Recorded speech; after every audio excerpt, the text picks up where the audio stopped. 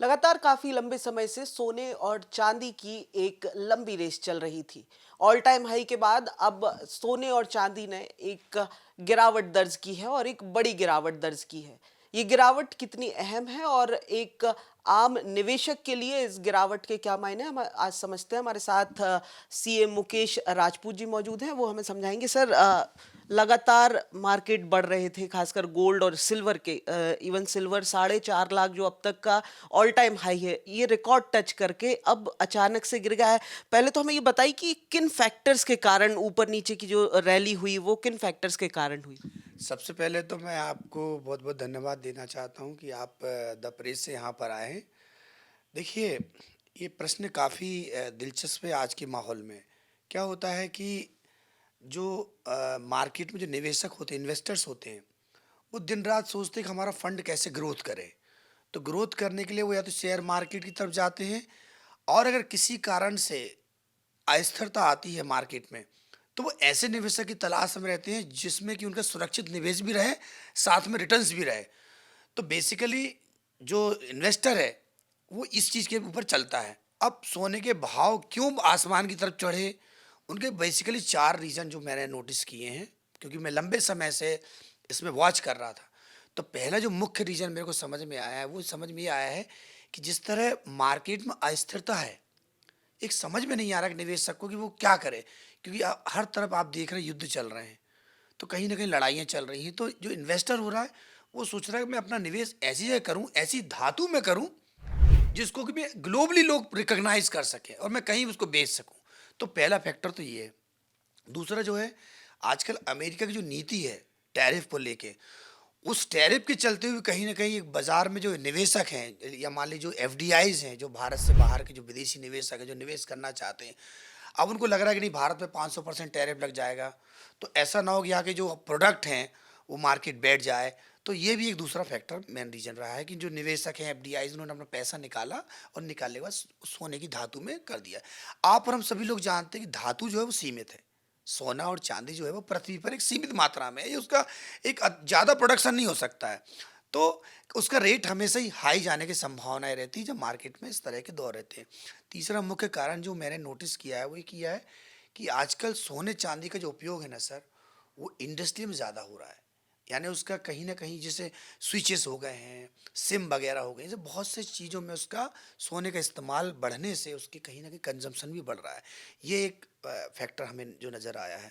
और सबसे बड़ा उसमें जो हमें कारण नज़र आ रहा है, कारण नज़र ये आ रहा है कि जो निवेशक हैं, उनको एक डर का माहौल बन गया है। डर का माहौल ये बन गया है कि वो शेयर मार्केट में पैसे लगाएं कि ना लगाएं, क्योंकि लगाते हैं तो वो कितना सुरक्षित है। क्योंकि आप देख रहे हैं सोने के प्राइसेस नहीं बढ़ रहे हैं। अगर आप किराने की दुकान पर भी जाके देखेंगे ना सर, मुझे याद है कि आज से कुछ दिन पहले मैं बिरयानी वाले चावल 72 रुपये को लेकर आता था। आज वही चावल 98 पर पहुंच गया है। तो सवाल ये नहीं कि सोने चांदी बढ़ रहा है, वो इस पर ही बढ़ रहा है। एक और कारण है जो बहुत बड़ा कारण हम देख सकते हैं, वो ये है कि इंटरनेशनल लेवल मार्केट पे डॉलर को जो होता है, उसको डॉलर को डिग्रेड किया जा रहा है। तो उसके चलते हुए हर देश, जैसे चाइना हो गया या बहुत से देश, सेंट्रल बैंक है, ये लोग क्या करें, सोने को ज़्यादा खरीदारी कर रही हैं। तो ये मुख्य जो कारण है सोने के, वो ये नज़र आते हैं। अब आपका अगला प्रश्न जो हो सकता है कि क्यों एकदम से नीचे आ गया सोना। तो सोना नीचे आने के पीछे एक खास रीज़न ये भी है कि जब निवेशक को लगा कि नहीं, भारतीय बाजार में कुछ स्थिरता आ रही है। आपको अभी हाल ही में आपको पता चला होगा, भारत ने एक बहुत अच्छी ट्रेड डील की है अपना यूरोपियन यूनियन संघ के साथ, यानी 27 देशों के साथ हम व्यापार करने जा रहे हैं, फ्री ट्रेड, जिसमें कि बहुत सारे उत्पाद सस्ते हो जाएंगे, कारें सस्ती हो जाएंगी, कई चीज़ें हो जाएंगी। तो निवेशक ने सोचा कि अब हमें लग रहा है ऑटोमोबाइल्स बढ़ेगा, ऑटोमोबाइल्स में ज़्यादा रिटर्न्स आएंगे। तो उन्होंने कहीं ना कहीं सोने को डिग्रेड या उसको सेल करने या वहाँ से पैसा निकालने के बाद वो कहीं ना कहीं अपने शेयर मार्केट पर उन्होंने रुख किया है। तो ये दूसरा कारण ये है। और मैं ये भी आपको गारंटी देता हूँ कि यदि हमारी ट्रेड डील अच्छी होती है तो ये सोना वापस नीचे आएगा। यानी कि अभी और भी गिरने के चांसेस हैं। देखिए, अगर अमेरिका ईरान पर हमला ना करे और जो इस्लामिक कंट्रीज़ हैं जितनी हैं उनमें कोई मूवमेंट ज़्यादा ना हो, तो मेरा मानना है सोने का रेट नीचे आएगा। अगर अमेरिका ने किसी भी तरह ईरान पर हमला किया तो कहीं न कहीं उस कंट्री के जो इस्लामिक कंट्रीज़ है वहाँ पर एक अस्थिरता पैदा होगी और उसके चलते ये वापस सोना जो है 2 लाख पार करेगा। सर सोने की बात तो हो गई। सोना हमेशा से एक बड़ी धातु रहा है, एस्पिरेशनल धातु रहा है। लेकिन चांदी की अगर बात की जाए तो पिछले एक डेढ़ दशक में देखा गया है कि चांदी की जो रैली है वो धीरे धीरे बढ़ रही थी, और अभी पिछले कुछ सालों में, कुछ 2-5 साल के अंदर अगर देखा जाए तो वो रैली इतनी ज्यादा हो गई कि 4.5 लाख रुपए किलो तक पहुंच गई। तो ये चांदी अचानक से इतनी रैली कैसे कर गया? देखिए, चांदी के बारे में है ना बहुत लंबा इतिहास रहा है। आपको याद होगा आज से करीब 8-10 साल पहले भी चांदी ने एक बार बहुत रिकॉर्ड तोड़ा था और गुजरात के कई व्यापारी जो है उसमें बर्बाद हुए थे। शायद आपको याद होगा, पुरानी न्यूज़ को आप खंगालेंगे तो आपको पता चलेगा। तो चांदी बेसिकली जो है ना वो एक इन्वेस्टरों के द्वारा जो होता है ना, जिसको बिलोचिया बोलते हैं हम, बिचौलिया, ये उनके द्वारा बढ़ाया जाता है। चांदी का उपयोग तो इंडस्ट्री में हो ही रहा है, लेकिन कहीं न कहीं उसका जो उपयोग है ना वो एक लोग उसको एक अप एंड डाउन ट्रेडिंग के रूप में कर रहे हैं। तो इसके कारण चांदी का रेट बढ़ रहा है, लेकिन आप देखिएगा ये अस्थिरता वाली स्थिति रहेगी और नए निवेशक को इससे बचना होगा। सर आसान शब्दों में अगर मैं पूछूं तो ये जो रैली गिरी है ये कहाँ तक जाती दिख रही है, या फिर ये जो रेट्स है और कहाँ तक जाते दिख रहे हैं, कितने नीचे तक जाते दिख रहे हैं? देखिए, आप जानते हैं कि सोना जो होता है आज की ज़रूरत है ना? भारत में सोने को बहुत ज़्यादा प्रेफ़र किया जाता है, शादी-ब्याह सभी में उसका उपयोग होता है। तो सोने का जो बेस रेट है ना सर, वो 1 लाख के आस-पास ही हो रहता है और वो 1 लाख तक की सीमा पर आएगा अगर सब कुछ सामान्य होगा तो।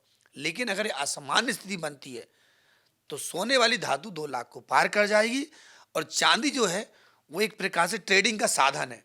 तो ट्रेडिंग का साधन के कारण वो उसमें ज़्यादा फ्लक्चुएशन रहेंगे। चांदी अपने वापस 1 लाख से वापस उसी अंदर में आएगी जहाँ पे आना है उसको। सर एक आम निवेशक को क्या सलाह देंगे इस समय कि खरीदना चाहिए, नहीं खरीदना चाहिए, या फिर किस हद तक खरीदना चाहिए इस समय? देखिए, जैसा आपने प्रश्न किया है ना, वैसे मेरे कई क्लाइंटों ने मुझसे प्रश्न किया है कि सर वो सोने चांदी में इस समय बहुत तेजी मंदी आ रही है, तो मुझे क्या करना चाहिए? तो मैंने उनको सलाह दी, अगर आप पहले से ही निवेशक हैं और आपके पास पहले से पुराना सोना खरीद के आप रखा है, तो बेशक आप उसको बेच के अर्न कर सकते हैं, गेन कर सकते हैं। और यदि मान लीजिए आपने 1,25,000 बेचा है और वो 1,50,000 पे पहुंच गया है और आपको लग रहा है मार्केट के सिनारियों के तहत, देखिए, आप देखा-देखी में निवेश ना करें। अगर आप सच में निवेश करना चाहते हैं, तो अंतर्राष्ट्रीय न्यूज़ पर ध्यान रखना पड़ेगा आपको। अंतर्राष्ट्रीय खबरों पर ध्यान रखना पड़ेगा कि वर्ल्ड लेवल पर क्या चल रहा है, क्योंकि जो कमोडिटी मार्केट है वर्ल्ड लेवल पर रिकग्नाइज करता है। मतलब ये नहीं कि इंडिया में कोई चीज़ हुई तो उसका फर्क दिखे, वो पूरे वर्ल्ड ग्लोबल लेवल फर्क पड़ेगा। मतलब सोने का रेट ऐसा नहीं कि इंडिया में महंगा हो रहा है, अमेरिका में महंगा हो रहा है, चाइना में महंगा हो रहा है, दुनिया भर में महंगा हो रहा है। तो इसका मतलब ये है कि अगर आप पुराने निवेशक हैं तो आप इसको ध्यान से करिएगा, क्योंकि आपने अगर सेल कर दिया है तो बढ़ते बाजार में फ़ायदा कमा सकते हैं और गिरते बाजार में फ़ायदा कमा सकते हैं। लेकिन नए निवेशक हैं तो मैं नए निवेशक की सलाह दूंगा कि ऊंचे बाजार में खरीदारी नहीं करना चाहिए आपको, क्योंकि ऊंची बाजार में खरीदारी करते हैं और मार्केट नीचे जाएगा तो आपको लॉस का सामना ही करना पड़ेगा, क्योंकि आप एवरेज नहीं कर पाएंगे। एवरेज मतलब ये होता है कि सपोज कीजिए आपने 10 सिक्के खरीदे हैं 60,000 के भाव से और उसमें से आपने 1,25,000 में बेच दिए, आपने करीब 60-65,000 गेन लिया और 2 सिक्के आपने बचा के रखे थे। तो अगर सोने का भाव 140 होता है तो आप 2 सिक्के और ले लीजिए 140 में, तो इसका मतलब 60-60 वो हो गए और 140-40 ये हो गए। अब दोनों को मिलाएंगे तो एवरेज कॉस्ट आपकी 1 लाख हो गई। अगर सोना मान लीजिए 1.5 पहुंचता है तो बेचेंगे तो आपको 50,000 का फिर भी गेन होगा। तो मतलब एवरेज करने का ऑप्शन आपके पास होना चाहिए। मेरे ख्याल से अगर आप निवेशक हैं तो आपको एवरेज करने का मतलब अच्छी तरह पता होगा सर। सर दूसरी चीज जो आपने कही कि अभी मार्केट में अस्थिरता और देखने को मिलेगी, रेट्स आपने कहा कि नीचे भी जाते दिख रहे हैं, तो ऐसे में उन निवेशकों को क्या सलाह देंगे जिन्होंने अभी जो बढ़ते मार्केट के अंदर, जब सोना या चांदी बड़ी रैली कर रही थी, कुछ लोगों ने चांदी में इसलिए इन्वेस्ट किया कि वो 1 लाख से बढ़ बढ़ के वो 4.5 लाख तक पहुंची। तो अब अगर इस स्थिति में मार्केट डाउन जाता है तो क्या इन निवेशकों को भी पैनिक करने की जरूरत है जिन्होंने अभी हाल में इन्वेस्ट किया है?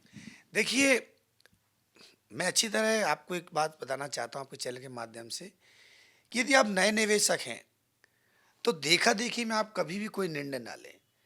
कोई शेयर अचानक ऊपर चढ़ रहा है, आप देख के उनको खरीद लेंगे, गलत बात है। ऐसे ही कई लोगों ने बिटकॉइन में निवेश किया था, यह सोच के निवेश किया था कि मार्केट तेजी से जा रहा है, पता चला वो 1,25,000 डॉलर से गिर के आज मेरे ख्याल 60-65 के आसपास पहुंच गया है।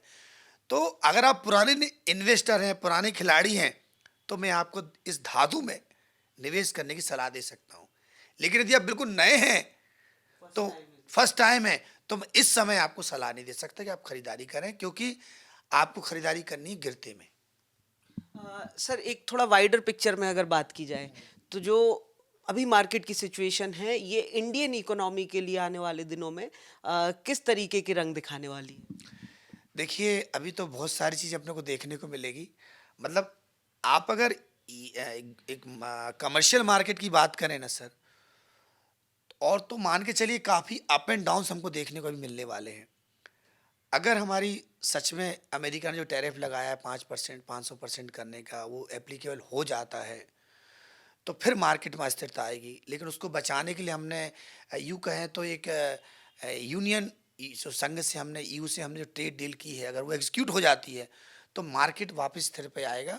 और ये अप एंड डाउन अभी 2-3 साल और चलने वाले हैं। तो यानी कि निवेशकों को यहाँ से जो निवेश करना चाह रहे हैं उन्हें यहाँ से काफ़ी ज़्यादा सावधानी बरतनी है।